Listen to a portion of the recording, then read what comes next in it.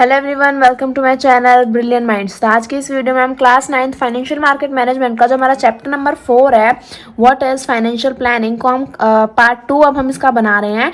तो पार्ट 1 में मैंने मेजरेबल तक सबको समझा दिया था। अब जो हमारा पार्ट 2 है, हम अटेनेबल से लेकर पूरा लास्ट चैप्टर का जो लास्ट टॉपिक है उसे पूरा चैप्टर हम इसी वीडियो में कवर कर लेंगे। तो स्टार्ट करते हैं अटेनेबल। तो हम क्या पढ़ रहे थे, हम स्मार्ट गोल्स पढ़ रहे थे। तो अगर हम देखें तो SMART और T, तो ये हमारे क्या है, स्मार्ट की स्पेलिंग होती है।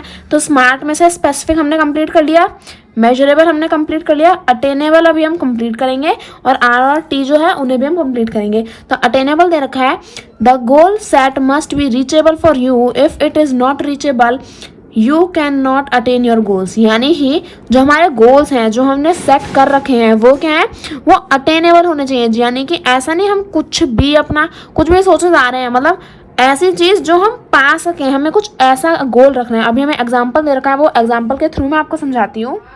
तो यहाँ मैं अटेनेबल गोल का एग्जाम्पल दिया है, I will save ₹2,500 per month for a period of 2 years out of my salary ₹10,000 per month to buy a motorbike worth ₹60,000. Saving ₹2,500 out of ₹10,000 per month is possible.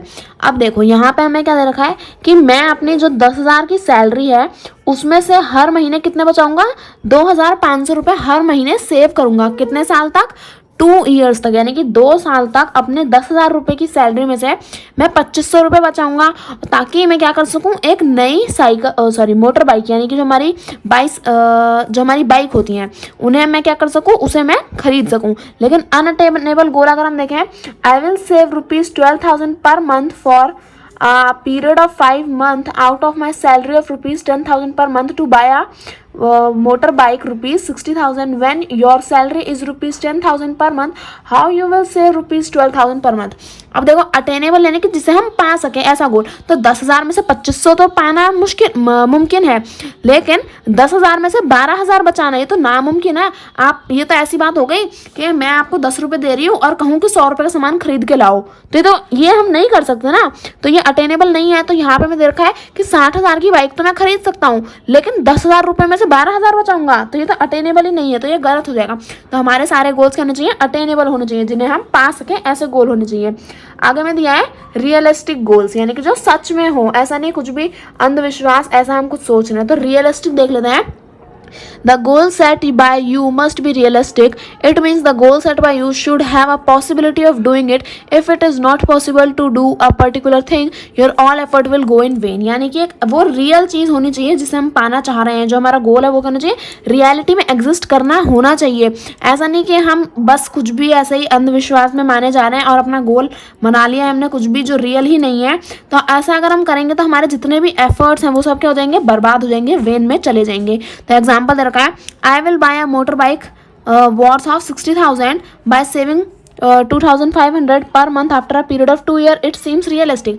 यानी कि 60,000 रुपये की अगर मुझे बाइक खरीदनी है तो 2 साल तक मैं क्या करूँगा, 2,500 रुपये सेव करूँगा। तो ये क्या है, एक रियल गोल है। लेकिन यहीं अगर हम बात करें अनरियलिस्टिक गोल की, तो आई will buy a motor bike tomorrow by getting a loan from a bank which is nearby my house. Getting a loan involves so many formalities to be completed when you are eligible for getting a loan as per bank policy. So you cannot simply say that I will get a loan tomorrow. It is not realistic. यानी कि यहाँ पे हमें 60,000 में से 2,500 रुपये 2 साल तक बचाने थे, लेकिन हम यहाँ पे क्या बोल रहे हैं कि एक बाइक खरीदूंगा मैं कल ही खरीद लूंगा। और क्या करूंगा, कैसे खरीदूंगा, कि मैं बैंक से लोन ले लूंगा। तो भाई अगर आप बैंक से लोन लेते भी हो ना, तो आपको क्या करना पड़ता है, सारे फॉर्मेलिटीज फुलफिल करनी होती है, सारे उन्हें डॉक्यूमेंट्स दिखाने पड़ते हैं, पेपर्स दिखाने पड़ते हैं, लोन से रिलेटेड आप क्यों ले रहे हो, किस वजह से ले रहे हो, और अगर आपने मेरा लोन वापस नहीं किया तो इस तरह की जितनी भी फॉर्मेलिटीज़ होती हैं उसमें 1 से 2 से 3 से ज़्यादा दिन लग जाते हैं। तो आप ऐसा नहीं कह सकते, बैंक भले ही आपको लोन दे दे, पर उसका मतलब ये नहीं है कि आप आज जाओगे, आज ही के दिन आपको बैंक लोन दे देगी और कल आप बाइक खरीद लोगे। तो ये रियल नहीं है।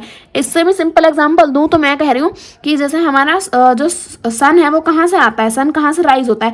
तो अगर कोई कहे कि मैं अपने सन को नॉर्थ से राइज करा के दिखाऊंगा, तो ये तो बेवकूफ़ कहेगा कोई उसे, क्योंकि सन हमेशा कहाँ से राइज होता है, नॉर्थ साउथ ईस्ट वेस्ट। तो आपको तो पता ही होगा ना कि जो हमारा सन है वो कहाँ से राइज होता है, ना तो नॉर्थ से होता है, ना साउथ से, ना वेस्ट से। जो हमारा सन है वो कहाँ से राइज होता है, कहाँ से उगता है, ईस्ट डायरेक्शन से हमारा सन आता है। सन हमारा ईस्ट डायरेक्शन से राइज होता है। लेकिन अगर मैं कहूँ कि मैं अपनी ज़िंदगी का गोल बना रहा हूँ कि मैं क्या करूँगा, सन को वेस्ट से राइज कराऊंगा, तो ये तो रियल ही नहीं है, तो यूनिवर्सल ट्रुथ है कि हमारा सन ईस्ट से राइज होगा। लेकिन अगर आपका गोल रियल नहीं है कि आप कह रहे हो कि वेस्ट से उसे उगाओगे, तो फिर तो ये गलत हो जाएगा ना। तो आपका अनरियलिस्टिक गोल क्या हो जाएगा, आपका बर्बाद हो जाएगा। आप चाहे उसमें कितने ही एफर्ट्स लगा लो, आपका वो सच नहीं होगा और आपके सारे एफर्ट्स बेकार चले जाएंगे। SMAR हमने कंप्लीट कर लिया, बचा है हमारा T। तो time, T means time bound. The goal set by you must specific a particular time period in which you will achieve the goal. Otherwise you cannot plan your activity. यानी कि जो भी आपका गोल है उसके लिए एक टाइम पीरियड भी तो होना चाहिए ना। जैसे अभी हमने ऊपर देखा कि मैं 2500 रुपये बचाऊंगा, कब तक, 2 साल तक, ताकि आप क्या कर सको, 60,000 रुपये इकट्ठा करके एक बाइक खरीद सको। तो उसमें टाइम बाउंड था ना कि 2 साल तक बचाऊंगा। तो टाइम बाउंड हमारा हर चीज़ में होना चाहिए। I want to buy a motor bike in another 2 years। तो ये मेरा मोटर बाइक का एग्जाम्पल है कि मैं अगले 2 साल के अंदर तक क्या करूंगा, एक नई बाइक खरीद लूंगा अपनी सेविंग से। लेकिन अगर हमारा टाइम बाउंड ही नहीं है, I want to buy a motor bike in some years, तो हमें पता ही नहीं है कि हमें कितने सालों में अपनी बाइक खरीदनी है, तो हम क्या करेंगे, जो पैसा हम सेव कर रहे हैं उसमें से थोड़ा बहुत ऐसे ही कि यार थोड़ा सेव कर लिया, आज थोड़ा मन कर रहा है इधर उधर खर्च करने का, तो चलो कर देते हैं। मैंने भी थोड़े साल में तो लेनी है, अभी थोड़ी ना लेनी है। तो जब आपको पता ही नहीं है कि आपको कितने साल में लेनी है, तो आप ऐसे सोच सोच के अपना पैसा बर्बाद कर दोगे। अब जैसे किसी को IPS बनना है, IAS बनना है, या उसे कोई और प्रोफेशन में जाना है, तो उनका भी क्या होता है, टाइम बाउंड होता है कि इतने साल के लिए आप क्या कर सकते हो, अप्लाई कर सकते हो। अब ऐसा तो नहीं ना कि आप हो तो गए हो 60 साल के और कह रहे हो कि मैं तो IPS और IAS की जॉब लूंगा क्योंकि मेरे में उतनी नॉलेज है। तो हर चीज़ का क्या होता है, टाइम बाउंड होता है। तो इसलिए टाइम बाउंड हमारा होना बहुत ज़रूरी है। तो think of your goals as what you want to be do or have in another words where you want to go. Remember, a part of setting smart goals means they are realistic and attainable. It is very helpful to break up your goals into 3 time period for planning purpose. यानी कि हमारे जो smart goals होते हैं इसमें क्या होता है, हमारा टाइम बाउंड होता है। अब टाइम बाउंड में, अब देखो स्मार्ट गोल जो है ना, अगर हम स्मार्ट गोल के हिसाब से चलते हैं तो वो गोल हमें हमेशा हम क्या कर सकते हैं, अचीव कर सकते हैं, क्योंकि वो हमारा गोल क्या स्पेसिफिक है, मेजरेबल है, अटेनेबल है, मतलब जिसे हम पा सके वो भी है, रियल भी है और टाइम बाउंड भी है। तो अगर हम सही तरीके से काम करेंगे तो हम अपने उस गोल को क्या कर सकते हैं, अचीव कर सकते हैं, अगर हम स्मार्ट गोल के हिसाब से काम करते हैं। तो अब यहाँ पे जो हमारा टाइम बाउंड है, इस टाइम बाउंड को हमने क्या करा है, 3 पार्ट्स में डिवाइड करा है। तो goals into 3 time periods for planning purpose, यानी कि हमारा जो टाइम बाउंड है इसे हमने 3 पार्ट्स में डिवाइड करा। तो यहाँ पे दे रखा है सैम्पल स्मार्ट गोल टाइमलाइंस, यानी कि जो हमारे गोल्स होते हैं इसकी टाइमलाइंस जो है वो हमने 3 पार्ट में डिवाइड कर रखे हैं। तो वो हमें यहाँ पे दे रखे हैं कि कौन कौन सी टाइमलाइंस हैं। तो पहला है हमारा शॉर्ट टर्म, यानी कि जो छोटे समय के लिए क्या होता है, हमारे गोल्स होते हैं। तो goals plan to be achieved within a day or a week or a month or within 3 months. Short term goals have a time frame of up to 3 months. Example, save ₹200 by the first of the next month so I can take my friend out of a movie. यानी कि अगर आपको एक goal achieve करना है, अब गोल आपको कब तक अचीव करना है उसका टाइम भी तो आपके पास पता होना चाहिए ना, कि शायद आपको क्या करना है, आपको एक चलो नई ड्रेस खरीदनी है, तो नई ड्रेस आपके लिए शायद आपको 1 हफ्ते में खरीदनी है, कि शायद आपका बर्थडे आ रहा हो, तो आपका क्या हो गया, 1 वीक के लिए या 1 दिन के लिए, या सबसे ज़्यादा जो हमारा शॉर्ट टर्म है ना वो 1 डे से लेके 1 दिन से लेके 3 मंथ्स तक चलता है। यानी कि अगर हम शॉर्ट टर्म की टाइम पीरियड, ये क्या लिख दिया मैंने, अच्छी राइटिंग नहीं आई है, हाँ चलो कोई बात नहीं। तो देखो जो हमारे शॉर्ट टर्म होते हैं ना, शॉर्ट टर्म जो टाइम बाउंड होता है हमारा, उसमें हम 1 दिन से लेकर 3 महीने तक के जो हमारे गोल्स होते हैं वो हम शॉर्ट टर्म में क्या करते हैं, उन्हें इंक्लूड करते हैं। तो यहाँ पे जैसे हमें दे रखा है कि मैं 200 रुपये सेव करूंगा अगले 1 महीने तक, ताकि मैं क्या कर सकूँ, अपने दोस्त को बाहर लेके जा सकूँ मूवी के लिए। तो ये हमारा क्या हो गया, 1 महीने तक का आया, यानी कि शॉर्ट टर्म हो गया। अब देखो इंटरमीडिएट टर्म, यानी कि इंटरमीडिएट क्या होता है, ये बीच वाला होता है। Goal plan to achieve in few month और विद इन अ ईयर।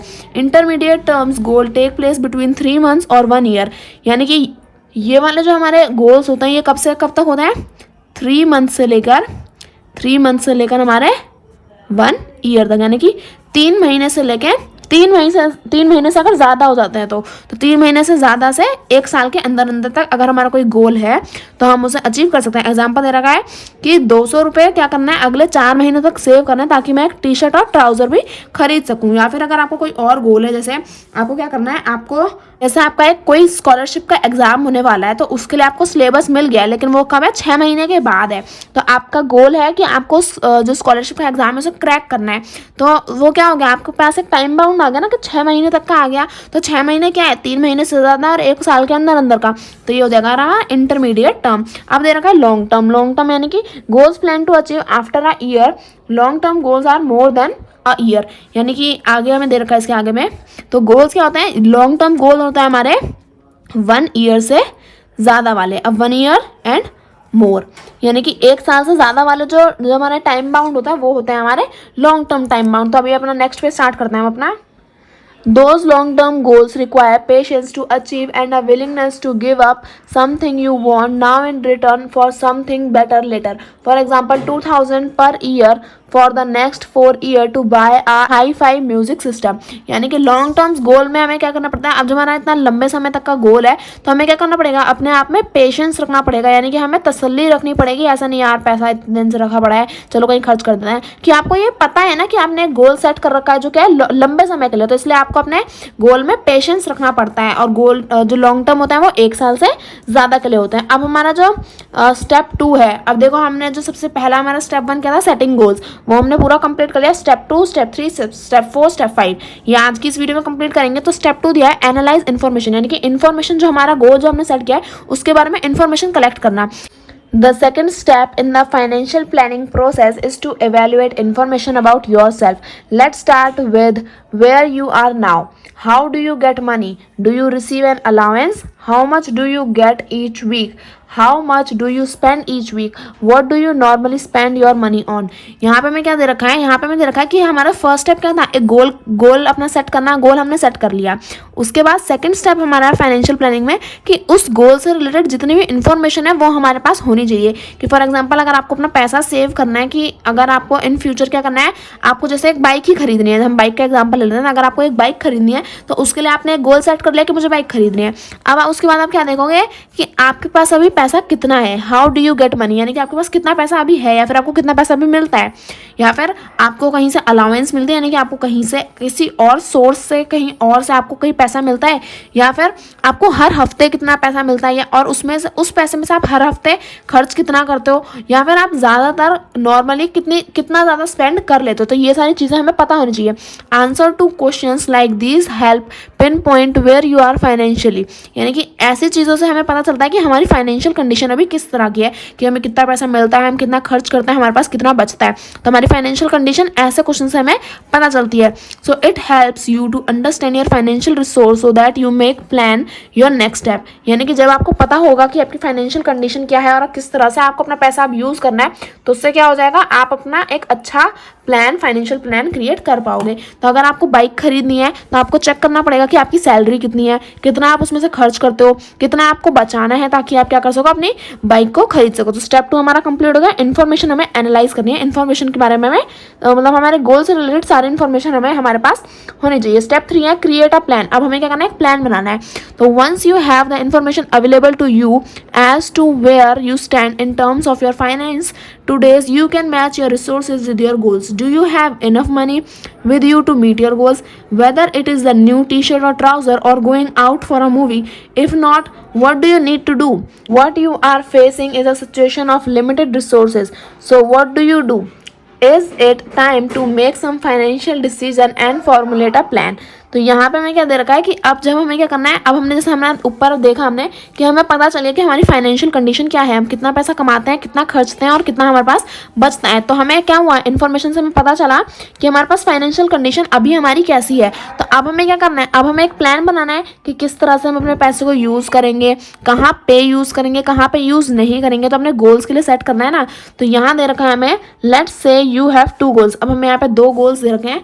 तो गोल ए यानी पहला गोल क्या है, to save ₹300 by first of next month to buy game box, यानी कि अगर आपको क्या करना है, अगर आपको एक नया गेम खरीदना है तो उसके लिए आपको क्या करना पड़ेगा, 1 महीने के लिए आपको 300 रुपये सेव करने पड़ेंगे।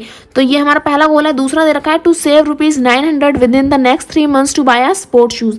अगर आपको क्या करना है, स्पोर्ट्स शूज़ खरीदना है, स्पोर्ट्स के जूते खरीदना है, तो उसके लिए आपको 900 रुपये की जरूरत है। तो अगर आप 1 महीने में 300 सेव कर रहे हो तो 900 कितने महीने में सेव करोगे, 3 महीने में सेव करोगे। तो अब हमें दे रखा है कि इन 2 गोल में से अब आप कौन सा यहाँ पे हम यूज़ करने वाले हैं। तो for analysing the information available with you would know where you stand financial today, how much money you have, how much you can save it. Now you would have to decide if you are able to achieve both the goals or just one. तो अब देखो, अगर हमारी financial condition ऐसी है कुछ कि मेरे को 10,000 रुपये मिलते हैं, चलो 10,000 नहीं मिलते, 10,000 ज़्यादा हो गए। मैं ट्यूशन पढ़ाती हूँ, अब मेरे को बस 1,000 ही रुपये मेरे पास 1,000 रुपये ही की क्या आती है, फीस आती है। तो अगर मैं देखूँ यहाँ पे, तो अगर मैं अपने 1,000 रुपये में से क्या करती हूँ, 300 रुपये खर्च कर देती हूँ तो मुझे एक नया गेम बॉक्स मिल जाएगा। या फिर उन 1,000 में से मैं 900 खर्च करती हूँ तो मुझे स्पोर्ट्स शूज़ मिल जाएंगे। तो अगर मैं देखूँ, या तो मैं 300 खर्च कर सकती हूँ तो मेरे को एक चीज़ मिलेगी, या फिर मैं 900 खर्च कर सकती हूँ तो एक चीज़ मिलेगी। यानी कि मेरी फाइनेंशियल कंडीशन कुछ ऐसी है कि इन दोनों में से मैं कोई एक ही गोल को क्या कर सकती हूँ, अचीव कर सकती हूँ। या तो 900 रुपये खर्च करके 100 रुपये बचा सकती हूँ, या फिर 300 रुपये खर्च करके क्या कर सकती हूँ, 300 रुपये खर्च करके मैं अपने जो 700 रुपये बस उन्हें बचा सकती हूँ। तो अब मैं इन दोनों में से किसी एक गोल को ही अचीव कर सकती हूँ। लेकिन अगर मेरी तनख्वाह कितनी है, समझ लो मेरा ट्यूशन से फीस 5,000 रुपये आती है, तो मैं दोनों गोल्स को अचीव कर सकती हूँ। तो अगर आपके पास क्या होगा, अपनी इन्फॉर्मेशन होगी एंड जो आपने इन्फॉर्मेशन एनालाइज करी है कि आपके पास कितनी फाइनेंशियल कंडीशन आपकी कैसी है, तो उसके हिसाब से आप क्या कर सकते हो, अपने गोल को क्रिएट, मतलब अपने जो प्लान को क्रिएट आप कर सकते हो। आगे देखते हैं। In case you are able to save ₹300 within the next month, you can buy a game. But then would you not be able to buy sports shoes after 3 months? Otherwise, you may decide not to buy the game box and buy the sports shoes after 3 months if you feel you can save enough, or you may decide to buy a game box of lesser value. Use the remaining money plus saving to buy the sports shoes after 3 months. तो अब हमें यहाँ पे कुल मिला के इस बड़े से पैराग्राफ में क्या दे रखा है, ये हमें बता रखा है कि अगर आपकी फाइनेंशियल कंडीशन क्या है, इन दोनों से कम है, यानी कि आप इनमें से कोई एक ही चीज़ को अटेन कर सकते हो, एक ही चीज़ को पा सकते हो, तो आप क्या करोगे, या तो 1 महीने में 300 रुपये सेव करके आप गेम बॉक्स ले सकते हो। तो अगले महीने आप क्या कर सकते हो, आप स्पोर्ट्स शूज़ नहीं ले सकते क्योंकि आपने 300 रुपये कहाँ खर्च कर दिए, गेम बॉक्स में खर्च कर दिए। या फिर आप ऐसा कर सकते हो कि अगले 3 महीने तक अपना पैसा सेव करो, 300 रुपये 3 महीने तक, तो उसके बाद आप क्या कर सकते हो, स्पोर्ट्स शूज़ खरीद सकते हो। तो यानी कि आपको क्या करना है कि अगर आपकी फाइनेंशियल कंडीशन इतनी अच्छी नहीं है कि आप एक टाइम पे दोनों नहीं खरीद सकते, तो आपको क्या करना पड़ेगा, वेट करना पड़ेगा। या तो आप पहले एक चीज़ खरीद लो, या फिर आप पहले थोड़ा सा और वेट करके आप दूसरी वाली चीज़ खरीद सकते हो। You need to decide the pros and the cons of each goals and arrive at a decision. Once you decide which goals you work toward, now which one will have to wait. You have started to put your plan in place. The key of making sure you have enough money to achieve your goal in the end. For this you need to save regularly and plan, otherwise your goal would be difficult to meet. अब हमें क्या दे रखा है, school मिला के इस पूरे पैराग्राफ में हमें ये बता रखा है कि आपको किस तरह से अपने पैसों को सेव करना है, और आपको देखना है कि प्रोज क्या है और कॉन्स क्या है। यानी कि प्रोज मीन्स बेनिफिशियल क्या है, कॉन्स मीन्स यानी कि आपके लिए क्या अनबेनिफिशियल, यानी कि अभी आपको किस चीज़ की ज़्यादा ज़रूरत है, गेम बॉक्स की या फिर स्पोर्ट्स शूज़ की। तो इसे डिसाइड करने के बाद आप क्या कर सकते हो, एक डिसीजन ले सकते हो कि आपके लिए क्या ज़्यादा इंपॉर्टेंट है, गेम बॉक्स या फिर स्पोर्ट्स शूज़। तो जब आप ऐसा डिसाइड कर लोगे तो उसके बाद आपको समझ में आ जाएगा कि पहले आपको किस चीज़ के लिए अपना पैसा सेव करना है और बाद में आपको किस चीज़ के लिए पैसा सेव करना है। तो इससे अगर आप क्या कर सकते हैं, इस तरह की अगर आप फाइनेंशियल प्लानिंग करोगे और मनी को क्या करोगे, रेगुलरली सेव करोगे और एक प्लान में ही अपने पैसे को खर्च करोगे, तो आप क्या कर सकते हो, इजीली अपने गोल्स को मीट कर सकते हो, अपने गोल्स को पा सकते हो। लेकिन अगर आप रेगुलरली सेव नहीं करोगे और प्लान के हिसाब से नहीं चलोगे तो आप अपने गोल्स को अचीव नहीं कर सकते। तो इसी के साथ हमारा स्टेप 3 कंप्लीट हो गया। अब स्टेप 4 और स्टेप 5 भी हम अपना देख लेते हैं। स्टेप 4 हमें दिया है इम्प्लीमेंटिंग द प्लान, यानी कि जो हमने प्लान बनाया है, अभी सेट कर लिया गोल, सेट कर लिया, एनालाइज कर लिया इन्फॉर्मेशन, क्रिएट कर लिया प्लान। अब क्या करना है, अपनी जिंदगी में उसे इम्प्लीमेंट करना है। With your plan in place, all you have to do is make it happen. Knowing what you should do or actually doing it can be challenging. It takes discipline. Be focused on your goal. Do not lose track of what you want to achieve within the time frame you have chosen. Do not waste your resources on unwanted and unnecessary pursuits. This is also known as taking personal financial responsibility. You have a choice when it comes to being responsible for your money. Use the money wisely so that your goals is achieved as per your plan. हमें क्या दे रखा है, हमें बता रखा है कि अब आपको क्या करना है, अपने प्लान को अपनी ज़िंदगी में इम्प्लीमेंट करना है। यानी कि प्लान बनाने के बाद क्या करना है, अब आपको उसे अपनी किस तरह से आपका प्लान काम करेगा आपकी ज़िंदगी में, आपको उस चीज़ पर क्या करना है, फोकस करना है, ध्यान करना है। यानी कि सबसे पहले तो ये सोचो कि आपका गोल क्या है, अपने गोल पे फोकस रखना है। ऐसा नहीं कि यार मेरे दोस्त ने आज आइसक्रीम खा ली, मेरे को भी खानी है, मैं तो इससे ज़्यादा महंगी वाली खा के दिखाऊंगा। ऐसा नहीं, जो आपका गोल है उसके लिए आप अपना क्या करो, अपना पैसा सेव करो, अपने गोल पे फोकस करो। ऐसा नहीं औरों से इन्फ्लुएंस हो गए आप इधर उधर निकल लिए अपना पैसा वेस्ट करने। तो अपने गोल पे हमेशा फोकस रखो और अपने ट्रैक से इधर उधर भटकना नहीं है कि अगर आपने सोचा है कि मुझे 2 महीने तक पैसे बचाने हैं तो मतलब बचाने हैं, किसी और के कहने पे, अपने दोस्त को देखने पर कोई और कहीं कुछ खा रहा है तो ऐसे देखने से भटकना नहीं है अपने ट्रैक से। अपने ट्रैक को अचीव करना है और जितने टाइम के लिए आपने अपना गोल सेट किया है उस टाइम तक तो कम से कम अपने गोल को आप क्या करना, अचीव करके रहना। अपने उस टाइम में क्या करना, अपने साथ गलत मत करना, इन द सेंस कि आप अपने पैसे को वेस्ट मत करना। अपने पैसे को या फिर अपने जो रिसोर्सेज हैं उन्हें बेफालतू में इधर उधर चीज़ों में खर्च नहीं करना। अब ये जो हम काम कर रहे हैं, जो अच्छी अच्छी बातें मैं आपको बता रही हूँ, इससे हम क्या कहते हैं, this is also known as taking personal financial responsibility. यानी कि अब आप क्या कर रहे हो, खुद ब खुद अपने पैसे को सही तरीके से सेव करने की सोच रहे हो, अपने पैसे को सेव करने की सोच रहे हो, यूज करने की सोच रहे हो, इधर उधर वेस्ट नहीं कर रहे हो। तो ये क्या है, आप पर्सनली क्या कर रहे हो, फाइनेंशियल रिस्पॉन्सिबल बन रहे हो, यानी कि पैसे के रिस्पॉन्सिबिलिटी को समझ रहे हो। You have a choice when it come. अब देखो, अब जब आप क्या करते हो, ये आपके पास एक चॉइस होती है कि आप अपने पैसे को रिस्पॉन्सिबली यूज़ करो या फिर ऐसे ही अनवांटेड और अननेसेसरी चीज़ों में आप क्या कर दो, वेस्ट कर दो। तो अपने पैसे को हमें क्या करना चाहिए, वाइजली यूज़ करना चाहिए। वाइजली यानी कि सही तरीके से, नहीं इधर उधर ऐसे ही बस पैसा फालतू में फूक दिया, इधर उधर ऐसे ही उस पैसे में आग लगा दी, नहीं। अपने पैसे को हमेशा क्या करना चाहिए, वाइजली एकदम सही तरीके से यूज़ करना चाहिए, so that your goal is achieved as per your plan. तो जिस हिसाब से आपने अपना प्लान बनाया है, अगर आप सही से अपने पैसे को इस्तेमाल करोगे तो आप अपने प्लान को अचीव कर सकते हो। If you handle it wisely and respectfully, you take personal responsibility of your action and decision. Find someone who will encourage you to stick to your goal, like your parents. Doing important things with someone who supports you, like helping you with your homework, it is almost easier than going it alone. तो अब देखो हमें क्या बोला है कि अब जैसे अगर हम अपना गोल में क्या करना, जैसे हमने कोई एक गोल है हमारा, तो उसमें हमें क्या करना है, अपने प्लान को इम्प्लीमेंट करना है यानी कि हमें अपने पैसे को कैसे करना है, एकदम वाइजली यूज़ करना है और सही तरीके से यूज़ करना है। तो जो इंसान आपको ऐसा कहता है ना कि ओए यहाँ पैसा खर्च कर दे, आज तो यहाँ सेल लगी है, यहाँ खर्च कर ले, तो उस इंसान से तो दूर ही रहना है ना, क्योंकि वो क्या करा रहा है, आपको फालतू में इधर उधर पैसा वेस्ट करा रहा है। तो आपको क्या करना है, आपको एक ऐसा इंसान ढूंढना है जो आपको इनकरेज करे।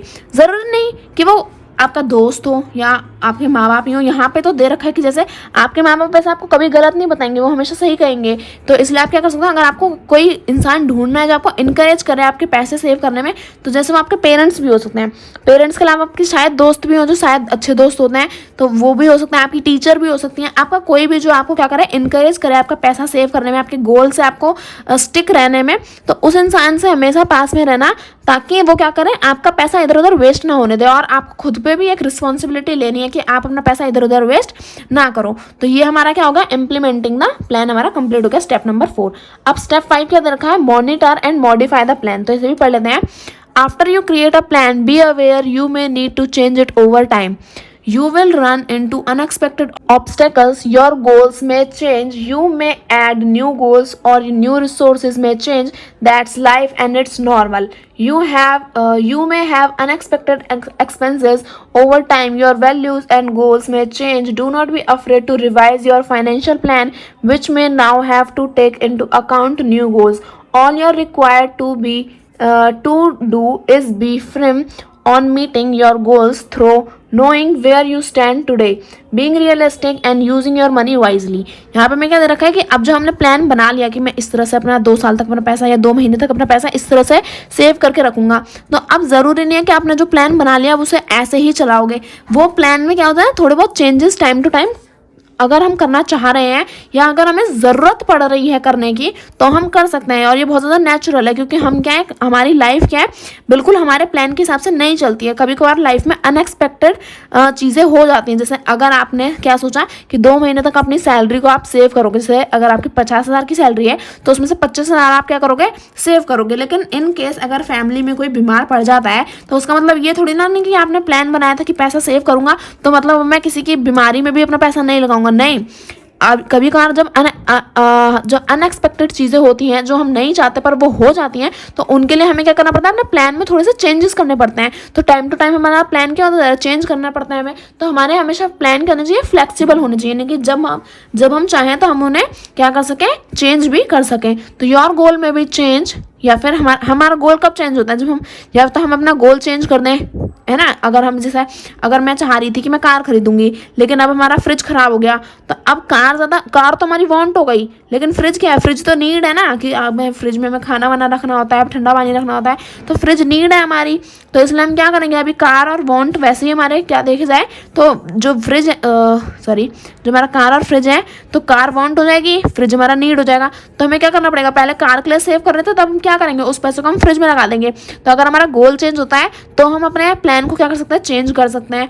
या फिर अगर हम कोई और गोल ऐड कर रहे हैं तो हम अपने प्लान को थोड़ा सा चेंज कर सकते हैं। तो लाइफ में ये सारी चीज़ें क्या होती है, अपने प्लान को चेंज करना काफ़ी ज़्यादा नॉर्मल होता है। तो over time your values and goals में भी चेंज। तो टाइम के साथ साथ क्या होता है, हमारी कभी कभार वैल्यूज़ ही बदल जाती हैं, कि हम किसी चीज़ को पहले इंपॉर्टेंस देते थे पर अब इतनी इंपॉर्टेंस नहीं देते हैं। तो इसके चलते भी क्या होता है, हमारे जो प्लान है उसमें थोड़े बहुत चेंजेस आते हैं।